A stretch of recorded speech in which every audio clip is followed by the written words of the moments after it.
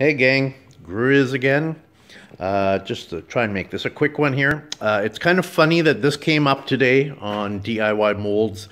I've been thinking about this for a few days because I've gotten recently on YouTube quite a few of these questions. So it's not a question sent in by anybody on DIY Molds, but it's probably the most reoccurring question asked over and over and over again. So I thought I'd do a quick video and put it out there so just folks can see, and I'll label it so newbies on the site can take a peek. And it's good for YouTubers too, just to see what the basic mix. So this is a basic mix. This isn't what I currently use for my statues, but this is what you start with when you're first getting out, it's like a fail-safe, works every time, perfect recipe for starting out, okay? I know Carvet started by asking the question, Drama was asking a few questions, and it's good that it's come up, so let's just do this quick here. So your basic recipe is 1 part of cement powder, not concrete, cement powder. I use 1 part pea gravel. Can you see that? It's rounds and sharps in there, but that's what I use. It's a 3/8, so you can sort of see on my hand sort of the size. 2 parts sand, okay? So you can see my sand. There's fines in it, there's coarse stuff in it, there's sharps, there's rounds, there's all kind. I don't sift it, nothing. That's how it is. So 2 parts sand, 1 part aggregate, 1 part cement powder. When you put it all together, that's concrete, okay? So the other additive you can add is, this is what I use too, or a lot of people use it, is like a bonding agent or an acrylic that you can get at a commercial concrete place.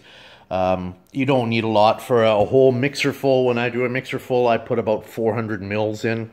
So it's not a lot. If you're just doing a little bit for a leaf or something, you know, you just need to splash into your mix there. So this is for statuary and stepping stones. This is sort of your fail-safe mix, right? You're also going to go 2-to-1 or 3-to-1 for doing leaves. You're going to, here's what I do. I sift my sand, that same sand I have over there, and you see it's quite fine. You don't want any of those coarse rocks in there because it's a pain in the butt when you're trying with your little putty knife or your little palette knife to try and smooth things out, and you run into big rocks. So this is the sand I use for my leaves, with the addition of the fibers, right?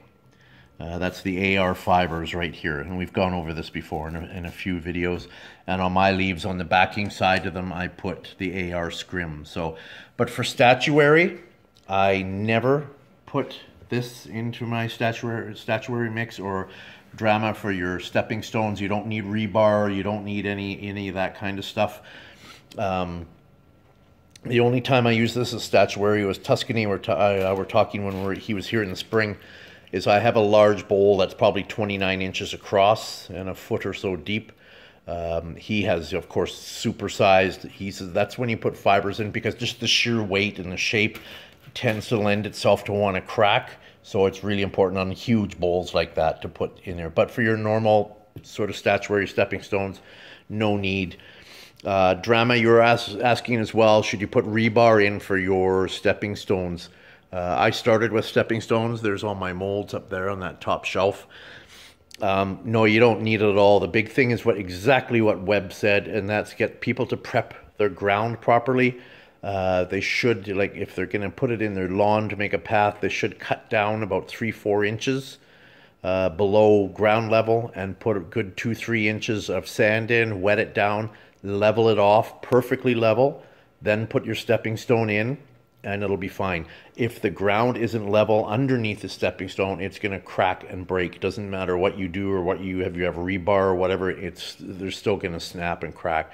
So the important part is ground prep for for your customer, your client to do. So I hope that covered everything real quick, just fast. Like I said, that's a basic mix. Like even masons, bricklayers, everybody, they use this same thing, right? So it's 2 parts sand, 1 part aggregate, and 1 part cement powder. So that's your basic get going.